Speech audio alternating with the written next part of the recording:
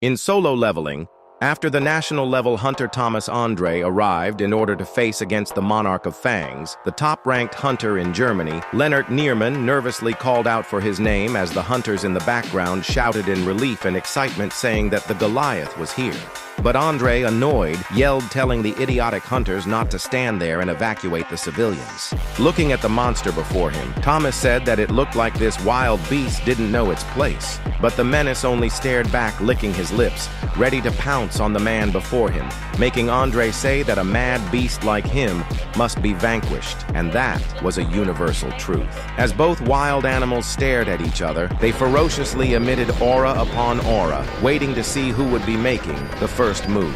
Raken suddenly launched an attack in a fraction of a second, hitting Andre point blank, but Andre's impenetrable body managed to block the attack, making his claws useless against him. And with this chance, Andre quickly counterattacked, launching a devastating blow to the Monarch's jaw. But this didn't stop the beast, as he managed to counter the counterattack, hitting Andre's side. But Andre took it like a champ, suddenly extending his hand over the Monarch and pummeling him into the ground with overwhelming strength. Getting out of the car, Choi Jong-in asked a hunter how the evacuation was going so far. He responded saying that they were still rescuing civilians inside buildings, making Guildmaster Choi ask which guilds were dealing with the situation on site. The hunter responded saying that the Fiend Guild and White Tiger Guild were dispatched to the site, and hunters over the country were also gathered there because of the massive gate, saying he's sure the beast would be subdued in no time. The random hunter went on to say that the Hunters Guild only has to focus on rescuing civilians and getting them out of the area, but Guildmaster Choi could only think about how this dumbass said the beast would be subdued in no time. With Thomas Andre, a national-level hunter, battling against this mysterious beast, the colossal aura he was feeling, he had never felt something of this magnitude before, not even during the Jeju Island raid. And then he questioned what the hell kind of monster the Goliath was up against. A monkey can be seen flying across the sky at incredible speeds, then immediately crashing into a building with tremendous force, with the one who sent him flying being no other than the national-level hunter, Thomas Andre. But as the dust started to settle, the beast quickly started climbing up the building, and in the fraction of a second, the Monarch suddenly launched himself towards Andre with immeasurable speeds, landing a devastating headbutt right on the hunter's gut.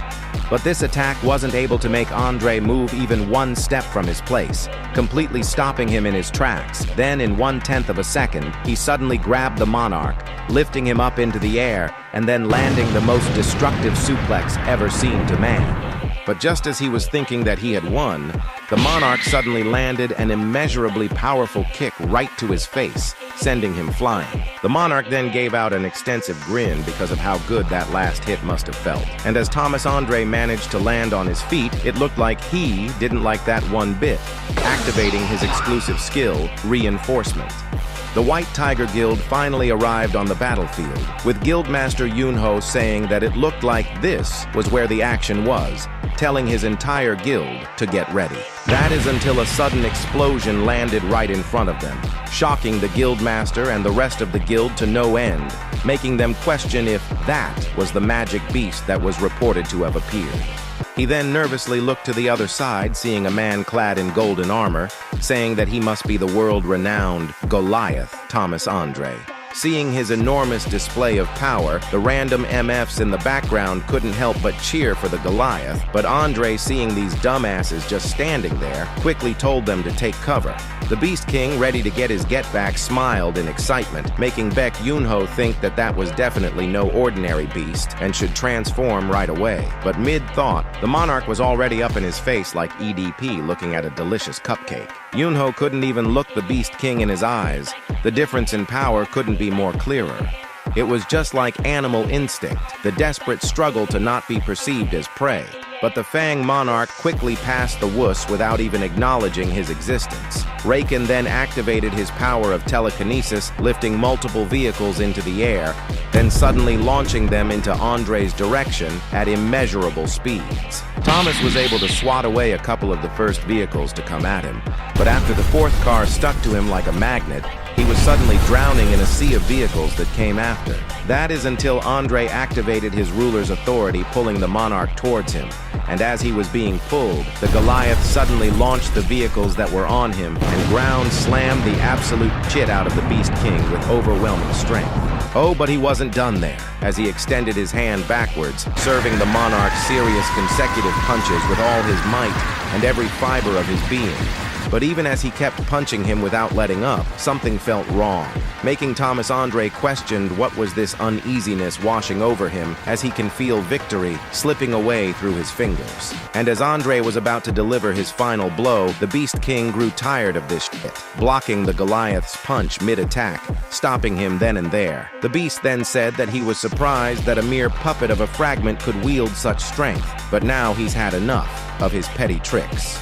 The King of Beasts then suddenly crushed Andre's fist with his immense strength, and as he towered over him, he asked, "Are you afraid?" Then, as he was slashing his armor to pieces, he asked him once again if he felt fear, and if he had lost any hope of coming out of here alive.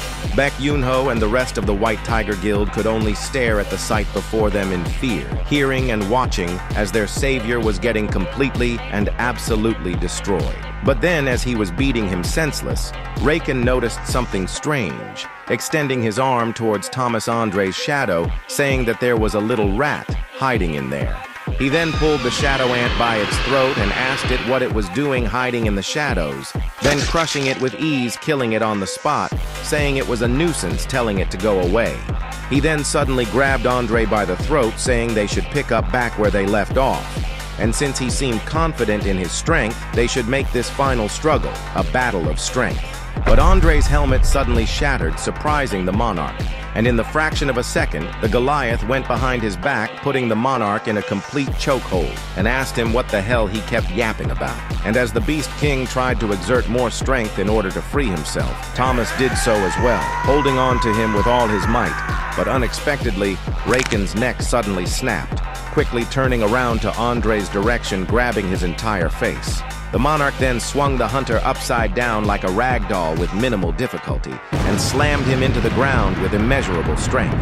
He then looked at him straight in the eye and apologized, saying that he was starting to feel a little hungry. But an attack suddenly came out of nowhere, slapping him in the face, sending him backwards. And at the other end of the attack being no other than the strongest hunter in Germany, Leonard Nearman, telling the beast that he wouldn't let him have his way. Seeing the monster oozing a deadly, menacing aura, Leonard was absolutely terrified, thinking that even just standing in front of it was sending shivers down his spine. The terribly injured Andre then told Leonard to run away, since he would die if he didn't. But he responded saying that he knew that, but he wouldn't run since he was still a hunter as well. And as he was ready to block the incoming beast, he thought to himself that he had no regrets. Even if this was really his final hour, he would still choose the same fate 100 times over. He would rather choose an honorable death over a cowardly survival.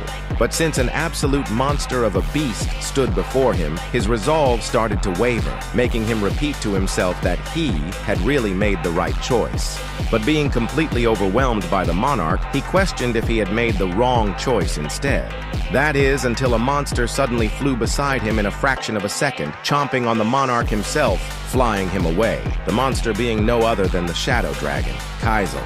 But Raken suddenly slashed the dragon's face with his claws, making it let go as it disintegrated into nothingness. The Monarch then grinned, seeing as the attack barely managed to put a scratch on him.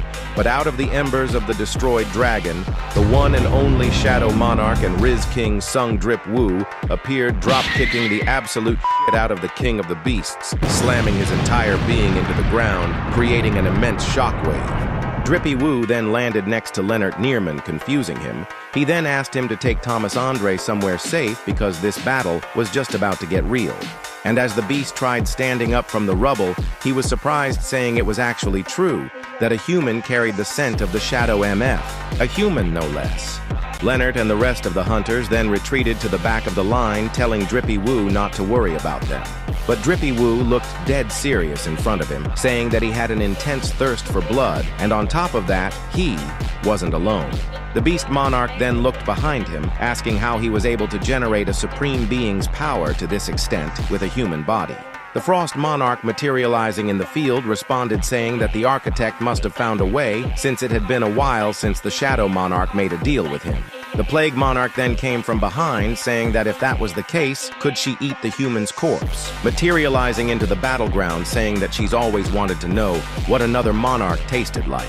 Currently, it was a 1 versus 3 against the other monarchs. The successor of the Shadow Monarch himself sung Jinwoo, Silid the king of snowfolk, the monarch of frost, Raken the king of beasts, monarch of fangs, and Queresha the queen of insects, the monarch of plagues. A standoff between these supreme beings ensued, and as they powered up to their maximum, their combined strength sent a beam into the sky, shaking the entire foundation of the world.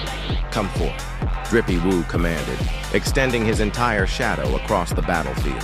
Shadow Commander Igris then rushed out of the shadow, going straight for the Frost Monarch, as the elite knight Iron followed suit. At the other end, Jima and Tank went straight for the Beast Monarch in order to jump him, with the shadows going for the Plague Monarch, being none other than Baru and Greed.